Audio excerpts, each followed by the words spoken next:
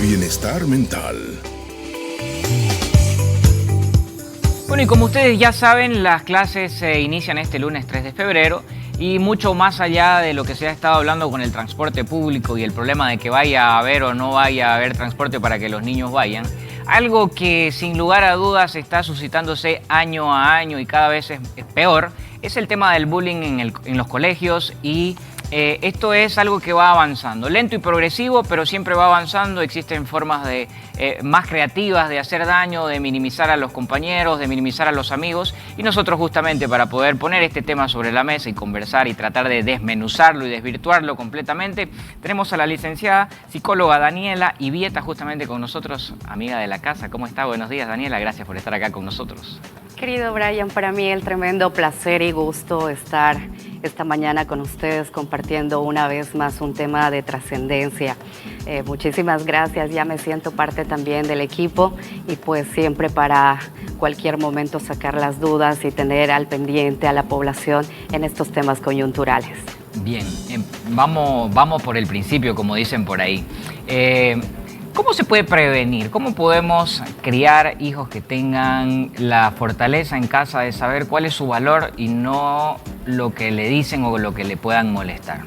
Es muy interesante esta temática del bullying porque ya vimos hace poco tiempo también que han empezado a tomar ciertas conductas no solamente dentro del establecimiento, sino también por los medios telefónicos, todos los tics, el ciberbullying. Entonces, este tema va mucho más allá de lo que visualmente podríamos nosotros identificar como papás, como familia, como testigos, como terciarios. Entonces, una de las facultades fundamentales para que nosotros podamos mantener un rol de confianza, de comunicación y de interés dentro de la familia es elevar el autoestima de nuestros hijos. Una vez que nosotros elevamos el autoestima, más que en cantidad, sino en la construcción del mismo, podemos permitir que de alguna u otra manera los valores estén mayormente establecidos en ellos, cosa que ellos puedan identificar cualquier problemática, porque sabemos que el bullying es un tipo de atentado constante que se da dentro de la comunidad escolar. Entonces, al conocer incluso la tipología psicológica, verbal, física, sexual, ahora virtual. Exacto. Digital, por supuesto. Ahora entendemos de que de alguna manera al conocer toda esta tipología e información también nos permite diferenciar de lo que es un accidente, de lo que es un maltrato y de lo que realmente está pasando en el contexto. Vamos a decir que los papás comúnmente también dicen, no, es que mi hijo no es así, es que mi hijo no es el problema, es que mi hijo no haría ese tipo de cosas. Ah, no, pero es que más bien la víctima va a aprender de esa forma, ¿no? Entonces hay este tipo de también controversias que creemos que con la violencia pueda ejercer fortaleza el ser humano, que pueda ejercer una conducta de resolución de conflictos, pero en realidad no. Lo que estaríamos haciendo es simplemente moldearlo a una normalización de la violencia, que los conflictos se resuelvan con violencia. Y eso es lo que hoy en día debemos de evitar. Por supuesto que dentro de la casa podríamos manejar una disciplina mayormente ordenada. Un ejemplo que es muy importante, recordemos que sí existe una simetría entre padres e hijos. Por lo tanto, sí es importante que el ejemplo de papá, de mamá, de aquellas familias monoparentales o aquellas que son extensivas puedan marcar una resolución de conflictos sin acudir a este tipo de violencia. Claro. Es decir, que sí podríamos avanzar en ese sentido, Brian. Sí, yo le escucho y se me generan un montón de preguntas. Se me genera, y se las voy a decir, no me las tiene que responder todas, pero podemos responder las más importantes. ¿Cómo motivo a mis hijos en casa? O sea, hablábamos de que haya una buena percepción personal para que nada de lo de afuera se interiorice y me pueda provocar ciertas disfuncionalidades, ya sea que me sienta mal, que me sienta que no soy valorado. Es un caso. Otro caso, ¿qué hago como papá si identifico que el bully es mi hijo? O sea, que mi hijo es el que está practicando estas situaciones o estos incidentes en el colegio. No le voy a poner más para que podamos tener A y B. Claro que sí. Eso es lo que manifestaba. Comúnmente los papás dicen, no, es que mi hijo no es el problema, ¿no? Viene el primer proceso de la negación. y entrar al proceso de aceptación que sí, en realidad algo está pasando con mi hijo, automáticamente nos ayuda a viabilizar que sí estoy reconociendo algo que tal vez yo, con mi trascendencia conductual, él aprendió, por una parte. Por otra parte, es algo tan complicado poner el filtro de la aceptación y reconsiderar un tipo de rehabilitación, porque hoy en día vemos de que las conductas de muchos niños podemos creer que pueden ser netamente agresivas, pero en realidad puede venir de algún tipo de síndrome, de algún tipo de condición. Por ejemplo, tenemos niños con TEA, que es el trastorno de espectro autista, que muchas veces cuando está en el nivel 3 se convierte de manera muy agresiva y retraída cuando se siente quizá atacado o quizá de alguna manera en alerta. Y nosotros podemos considerar que es una persona problema que puede ser un agresor de bullying, pero en realidad no, puede ser una conducta defensiva. Por eso es importante que cada filtro, que cada sintomatología, los papás en casa vayamos identificando para poder hacer una determinación a futuro y por supuesto acompañarlo con un terapeuta.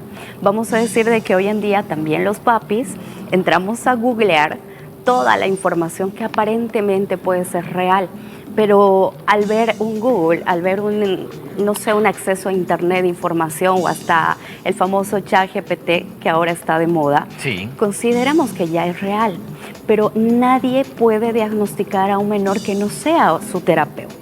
Entonces ahí sí es importante identificar los rasgos conductuales de nuestros niños para ver que si mi hijo está actuando de manera muy defensiva, muy agresiva con sus compañeros, en la segunda conducta ya podamos intervenir. Entonces sí es algo que de alguna manera nos pone en alerta hoy en día, porque desde post pandemia venimos arrastrando conductas de aislamiento, conductas de incluso una ansiedad social. Y la ansiedad social, ¿qué es lo que provoca a nuestros niños? Pues automáticamente esa disociación, e incluso ahora que volvemos de las vacaciones, vamos a tener niños con excusas. Vamos a tener niños que no quieren ir al colegio, que no se llevan bien, que están conociendo recién a los amiguitos, que los maestros son muy estrictos, etcétera, etcétera. Entonces, las primeras conductas dentro del primer mes escolar van a ser importantes y contundentes a la hora de identificar si mi hijo está tomando un rol terciario, agresor o caso contrario como víctima. Claro, ahora es imposible que nosotros podamos reducir todo lo que se puede conversar en un episodio de 5 o 6 minutos ahorita, donde podamos tratar de yo hacerle las preguntas más interesantes que se me ocurran. Por ejemplo, ¿qué tipo de medidas pueden tener las instituciones o colegios que acopian sin número de estudiantes y de qué manera pueden controlar a tantos estudiantes? Porque claro, vos los controlás en la entidad, en la institución, un par de horas, pero después se van a casa y pasan más tiempo en casa y Dios sabe con quién, si con los padres, en la calle, haciendo qué, jugando con quién, diciendo qué, mirando qué, consumiendo qué. Entonces, todo ese tipo de cosas que, sin lugar a dudas, cuando se trabaja específicamente, habría que hacerle cierto tipo de seguimiento o un trabajo en conjunto con los padres, si es que los niños y los padres pasaran tiempo. Pero y los padres que trabajan y que no se ven y que solo los ven cuando los llevan al colegio, entonces no se puede reducir a darle la receta de cómo hacerlo, sino simplemente parámetros, dicen, para poder tener recursos a la hora de vivir por estas situaciones, ¿sí? Por supuesto que sí, tienes toda la razón, por eso mencionaba también que hay familias monoparentales, no todas vienen de una familia nuclear, papá y mamá, también tenemos los tíos, los abuelitos, el aspecto socioeconómico laboral hoy en día está alterando precisamente a la participación y crianza de nuestros hijos. Ahí la importancia de que los estilos educativos familiares puedan ejercer el rol, el control, la comunicación y los valores incluidos dentro de ellos, por esta simetría. Y por otra parte, sí existe bajo una resolución ministerial el protocolo de prevención y alerta a todos los casos que vengan de algún tipo de violencia psicológica, verbal. Entonces sí hay un protocolo que obviamente las autoridades escolares, académicas, docentes y todo el plantel administrativo y directivo puede ejercer al momento de identificar un caso. ¿Cómo no minimizar si vamos a ver un pequeño detalle que es un filtro de un tipo de violencia psicológica? Discriminación, los famosos apodos, los famosos truquitos de juegos de ponerle el nombre, del sobrenombre, de la amenaza, del chantaje, amedrentamiento, del tipo de acoso, del no te juntes con él, mejor con ella no, porque se compró ropa de la Kumabi, porque viste de marca. Es decir, esas cosas ya son un filtro y una alerta para poder erradicar el bullying, ¿no? De alguna u otra manera, todos somos partes dentro del ámbito escolar de esta precisa temática, por así decirlo, tanto los docentes también. Ha habido muchos casos en varios colegios y unidades educativas de que ha sido víctima también el docente, ¿no? Entonces ahí es donde la alerta viene de un primer filtro, que es la parte psicológica, ¿no? Cuando empezamos a identificar estas cosas que las he manifestado, ya debemos de generar un protocolo de alerta y resguardar la identidad de la persona aparentemente víctima, como también resguardar a aquella persona agresora, porque recordemos que todo agresor también en algún momento ha sido víctima o está normalizando una conducta que lo ve en casa. Entonces sí, ahí las unidades educativas tienen todo el derecho y plena obligación de hacer partícipes, de convocar a reuniones extracurriculares para hacer la debida atención a nuestros niños. Bien, yo quiero agradecerle por su tiempo y por todos los conceptos que nos ha brindado esta mañana nuevamente, Daniela. Gracias por brindarse acá al máximo como siempre. Nosotros seguramente la vamos a estar invitando para seguir conversando porque el año escolar está empezando y seguramente habrá muchos temas importantes para seguir desarrollando. Tenga usted una buena semana. No, muchísimas gracias, querido Brian, y siempre al contacto nosotros, predispuestos a poder colaborar, si tú me permites. Nos pueden contactar al 67980307, 67980307. Estamos en nuestro consultorio particular, la avenida Paraguay, entre Tercer y Cuarto Anillo. Para cualquier contacto, para cualquier orientación y para cualquier valoración a nuestros niños, estamos para servirlos.